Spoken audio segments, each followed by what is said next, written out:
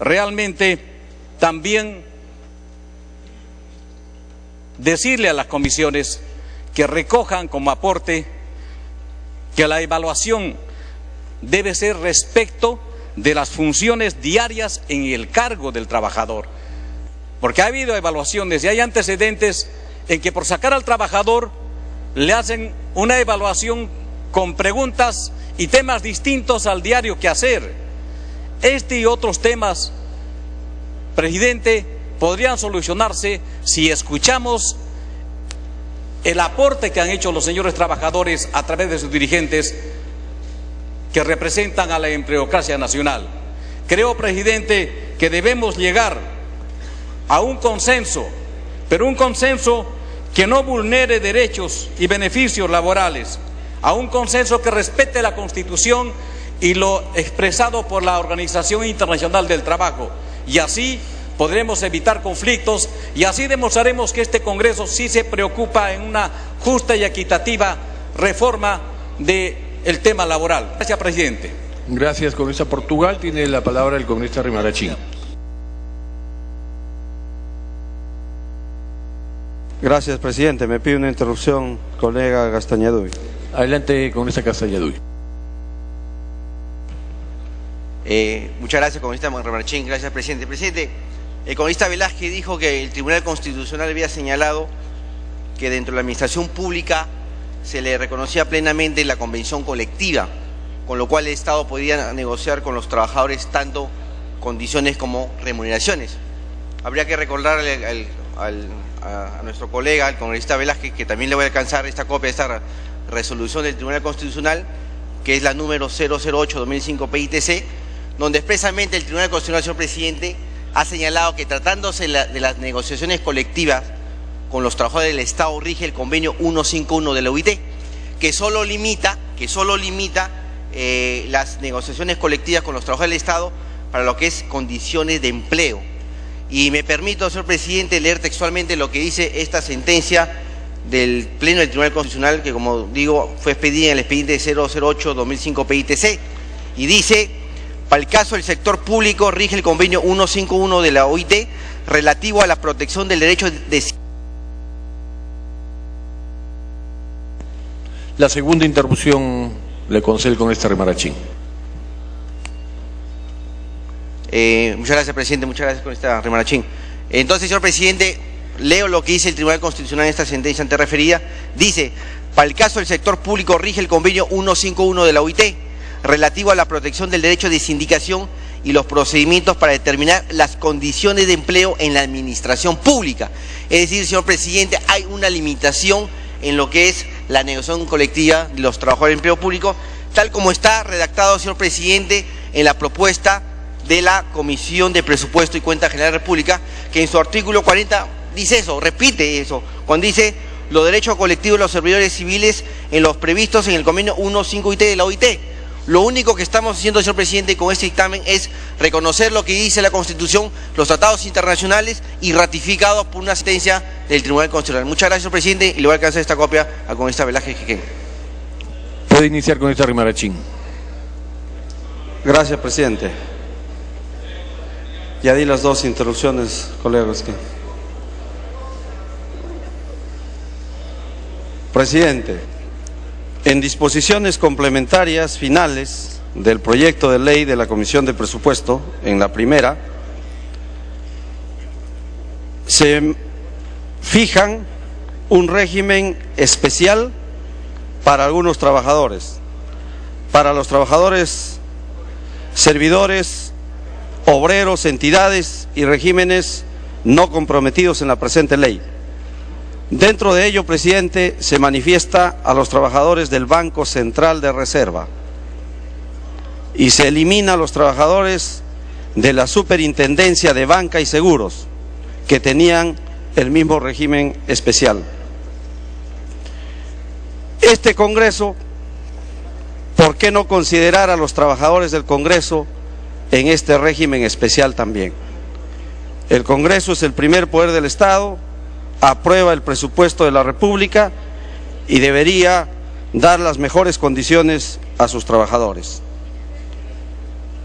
Pero así hay intenciones discriminatorias en este proyecto de ley, y de lo que se trata es preguntarnos, presidente, si es que esta ley es para beneficiar a los trabajadores, para aumentar sus remuneraciones, aumentar mayores beneficios, o esta ley es para despedir a los trabajadores y para restringir los derechos laborales en honor a la reforma del Estado, que muchas bancadas la aceptan. ¿Y qué es la reforma del Estado, presidente? Es reducir el Estado. Yo pido, presidente, que esta ley no se denomine del servicio civil, porque no se trata de enfrentar a la sociedad con los trabajadores del Estado. Pido que la ley se denomine del servidor público, tal como está en la Constitución, y que se consagre en ella el derecho de progresividad laboral, que lo consagran el artículo 26 de la Convención Americana sobre los Derechos Humanos y el artículo 2.1 del Pacto Internacional de Derechos Económicos, Sociales y Culturales, firmado y refrendado por el Perú. Ello exige la obligación de los estados para garantizar la progresividad laboral y, como consecuencia, la prohibición de la regresividad.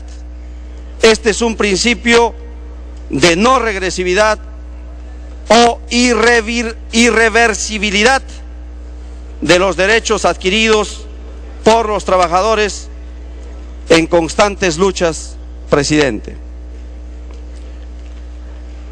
El artículo 42 de la Constitución reconoce el derecho de sindicalización, el derecho de huelga de los servidores públicos, y no podemos nosotros debilitar este derecho como se manifiesta en la propuesta aludida. Pero ¿de qué se trata, presidente, esta ley? ¿Cuál es el ámbito de aplicación en esta ley? Son 560.000 empleados públicos, que representan el 3.6% de la población económicamente activa del país. Solamente estamos legislando para el 3.6% de trabajadores. ¿Qué pasaría si legisláramos para toda la población económicamente activa del sector privado, etcétera, presidentes? De modo que debemos, de todas maneras, asumir una posición consecuente en cuanto a los derechos laborales.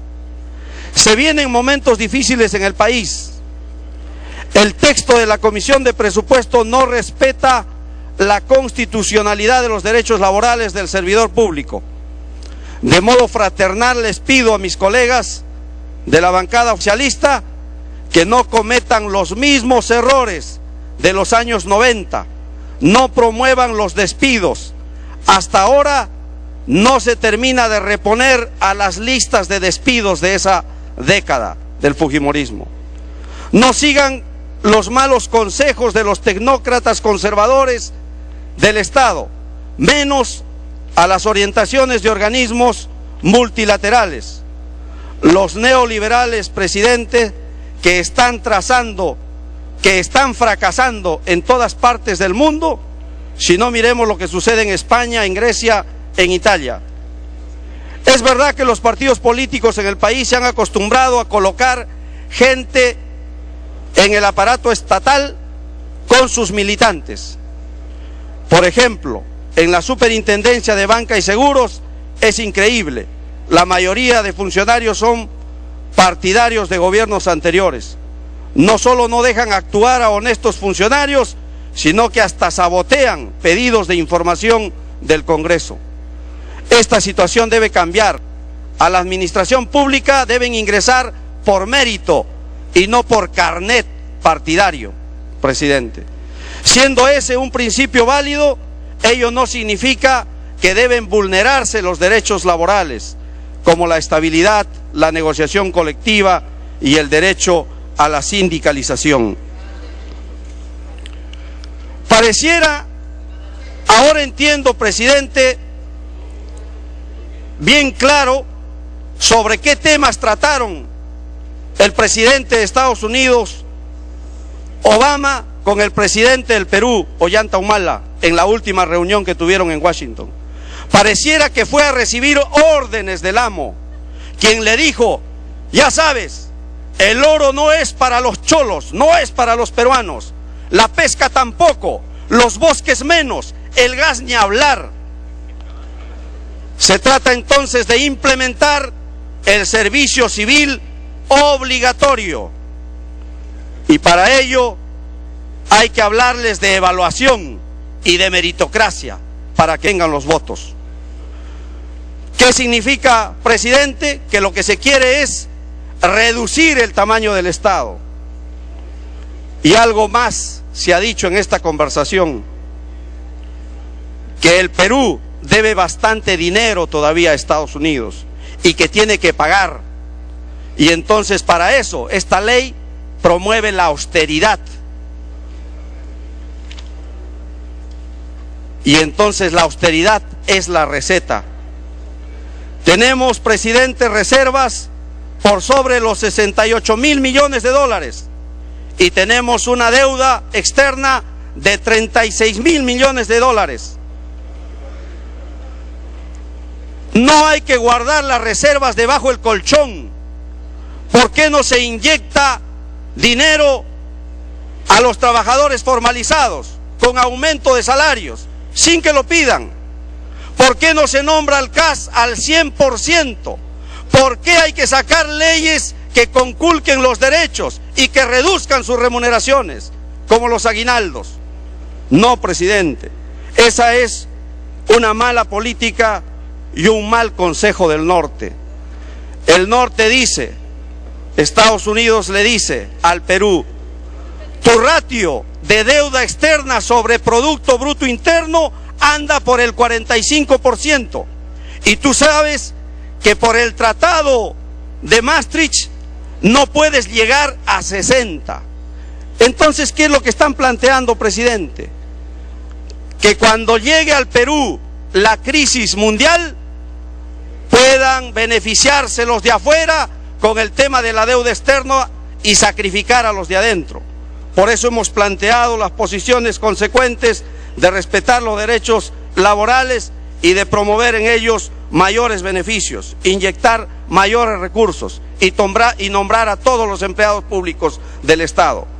No se trata de votar a la calle, presidente, para darle el gusto a los que digitan la política económica de nuestro país. Estaría de acuerdo en sacrificar a un sector de la población si es que fuera esta ley para promover la industrialización del país, si es que fuera para promover la investigación científica, pero para seguir mandando nuestras riquezas para afuera, no, señor. Esta ley se inscribe en una política económica que es la política neoliberal, la cual rechazamos, presidente. Por ello, no estamos de acuerdo en conculcar los derechos de los trabajadores ganados en sendas luchas, presidente.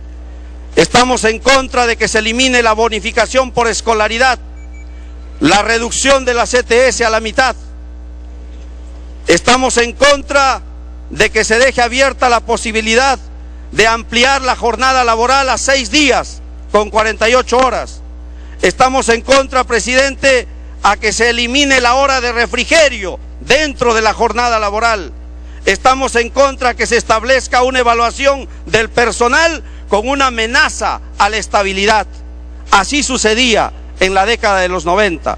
Evaluación para que agachen la cabeza a los trabajadores, para que no se sindicalicen y para que a través del chantaje de la evaluación se sometan, presidente. ¿Eso es lo que se quiere repetir ahora? A mí me alegra que la bancada del fujimorismo ahora plantee una propuesta alternativa de acuerdo con la Comisión de Trabajo, importante. Esperamos que eso lo mantengan en su voto. ¿Por qué? Porque, presidente, ya practicaron una política nefasta para el sector público y este gobierno quiere volver a repetirla. Y qué mejor que quienes lo hicieron están enmendándoles la plana. Es falso, presidente, esto de la meritocracia, ya que solo considera que un 10% de los trabajadores podrá ser promovido siempre que obtengan la mayor calificación en las evaluaciones. Atropella los derechos de negociación colectiva, violenta la Constitución y los convenios internacionales a los que he aludido. Espero, presidente, que se llegue, ojalá, a un proyecto de consenso, ojalá con un cuarto intermedio. Caso contrario, daremos todo nuestro apoyo, presidente, a la posición que ha traído el dictamen de la Comisión de Trabajo. Muchísimas gracias.